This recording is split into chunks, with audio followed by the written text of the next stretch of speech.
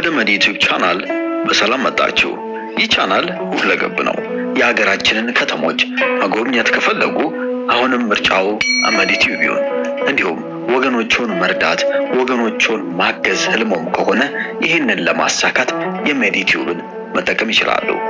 እንግዲህ ይህንን ዓላማ ካመኑበት ሰብስክራይብ በማድረግ እንዲሁም የደወል ምልክቷን በመጫን ቤተሰብ ይሁኑ። ስለመጣችሁ እጅግ አድርገን እናመሰግናለን።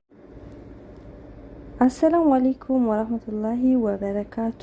ውድና የተከበራችሁ የመዲ ዩቲዩብ ቤተሰቦች እንደምን አላችሁ? እኔ ደህና ነኝ አልሐምዱሊላህ። እንዲሁም ክርስቲያን ወገኖቼ ሰላም ብያለሁ። ውዶች ሰላማችሁ በዝት ይበል። ውድ የሀገሬ ልጆች በያላችሁበት የፈጣሪ ሰላሙ እዝነቱ አይለያችሁ እላለሁኝ። ሀገራችንን ሰላም ያድርግልን፣ ዓለማችንን በሙሉ ሰላም ያድርግልን። ሰላሙን ኸይሩን የምንሰማበትን ቀን ያቅርብልን እላለሁ ውዶች። እንደተለመደው በአዲስ ቪዲዮ መጥቻለሁ። በሳይኮሎጂ ምክሮች ነው ተመልሼ የመጣሁት። ሰሞኑን ጠፍቻለሁ ማለት ነው። ያው ሊቭ ላይ የገባሁ ነው። ያው ረመዳንም እንደመሆኑ መጠን ስላልተመቸኝ ነው ማለት ነው። እና ሀሳብ አስተያየታችሁን ኮሜንት ላይ እንደምታስቀምጡልኝ ተስፋ አለኝ። ለቤቴ አዲስ የሆናችሁ ደግሞ ሰብስክራይብ እያደረጋችሁ ከኔ ጋር ቤተሰብ መሆን እንዳትረሱ። ስለምታበረታቱኝ እጅግ አርጌ ነው ማመሰግነው። አላህ ያክብርልኝ። እና ወደ ቪዲዮ እንግዲህ አንዳንድ ጊዜ ያለብንን ችግር ደስታም ይሁን መከራ ብዙ ጊዜ ለሰዎች ባይወራ ነው ጥሩ ይባላል አይደለ? በጣም ባይወራ የሚባለው ደግሞ የምናስበው ሀሳብ ወደፊት ልናደርግ ያሰብናቸው ወይም እያደረግናቸው ያለውን ነገር ጫፍ ላይ ሳንደርስ ለሰዎች ባናወራ ጥሩ ነው። አፍ ላይ የዋለ አፍ ላይ ይቀራል የሚባል አባባል ስላለ ብዙ ጊዜ አይን ውስጥ እንገባለን በማለት እያደረግን ያለናቸውን እና ወደፊት ማድረግ ያሰብናቸውን ጥሩ ነገሮች፣ ጥሩ ህልሞችን ለሰዎች አትንገሩ ይባላል አይደለ? ግን ችግሮችንስ፣ መከራዎችን፣ አንዳንድ ችግሮችም አይነገሩም ለሰው። ራስ መፍታት ይሻላል የሚባልም አባባልም አለ። ያኒ ኸይሩም ሸሩም ሁሉም ለሰው አይነገርም የሚባል ነገር አለ። አንዳንድ ነገሮች ደግሞ ብቻ የማይፈቱ ችግሮች ደግሞ አሉ።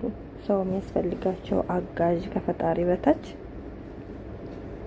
ገደፍ የሚያደርገን አካል፣ አስተያየት የሚሰጠን ከጎናችን የሚሆን ሰው ያስፈልጋልና ምን ይላል እዚህ ጋር መከራችንን የምንሰውር እና የምንደብቅ ከሆነ ሁሉንም ነገር የለወጠውን ቀውስ በእርግጥ ልንፈታው እና ሰላም ልናወርድበት አንችልም ይላል። እንግዲህ ጥሩ ነገሮችን፣ ጥሩ ሰላምን ወደ ቀውስ የቀየረውን ዋናውን ነጥብ ከደበቅ ነው እነዛ የደፈረሱ ነገሮች፣ እነዛ የተበላሹ ነገሮችን ማስተካከል አንችልም ማለት ነው። መጀመሪያ ያንን ወደ ቀውስ የመራንን ነጥብ ማግኘት አለብን። መደበቅም አያስፈልግም ይለናል እዚህ ጋር ምክሩ ማለት ነው።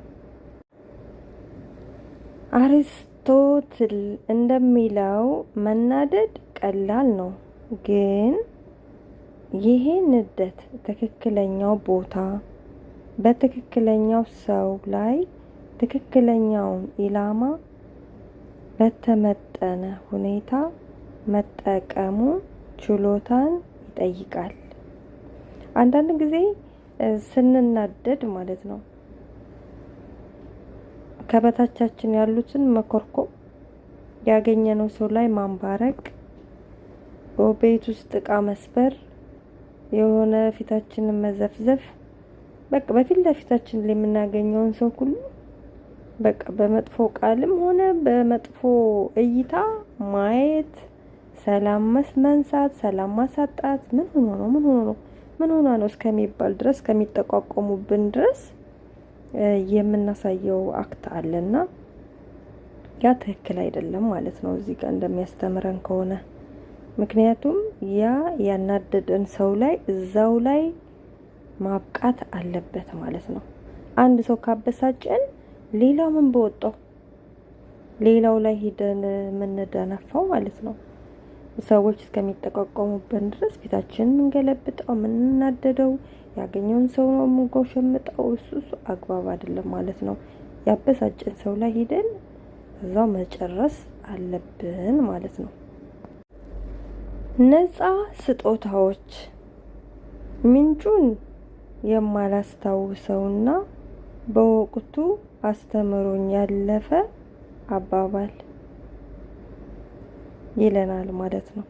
ነፃ ስጦታ እጅግ የላቀው ብልጽግና ጥበብ ነው።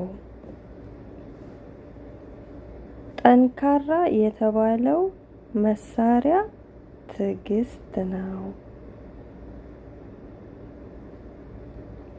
አለ የተባለው ጠበቃ በፈጣሪ ላይ ያለን እምነት ነው። ዋው! ነፃ ስጦታ ፈዋሽ የተባለው መድኃኒት ሳቅ ነው። አንዳንድ ጊዜ ሳቅ እድሜ ይቀጥላል እንላለን አይደል? እንደ አባባል ግን በደንብ ከልባችሁ ስቃችሁ ደስታ ተሰምቷችሁ አያውቅም? የሆነ በጣም የሚያስቅ በደስታ በቃ ብንድቀር ከልባችሁ ስቃችሁን ከጨረሳችሁ በኋላ የሆነ ደስ የሚል ስሜት ተሰምቷችሁ አያውቅም? ምናልባት በአመት አንዴ ምናምን እንደዛ አይነት ስሜት ይሰማኛል እኔ ማለት ነው። ብዙ ጊዜ አይሰማም፣ ግን በጣም ነው ደስ የሚለው። በጣም ትስቃላችሁ። ሳቃችሁ ከጨረሳችሁ በኋላ የሆነ ደስ የሚል ስሜት አለው ያ ማለት ነው። እጅግ አስገራሚ የሆነው እውነታ ደግሞ እነዚህ የተጠቀሱት ሁሉም ነገሮች ሙሉ በሙሉ ነፃ መሆናቸው ነው።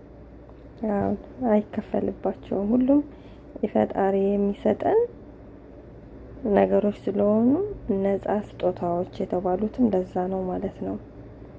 እነዚህን ስጦታዎች ከተጠቀለሉበት ከፍተን እናውጣቸው፣ እንጠቀምባቸው ይለናል።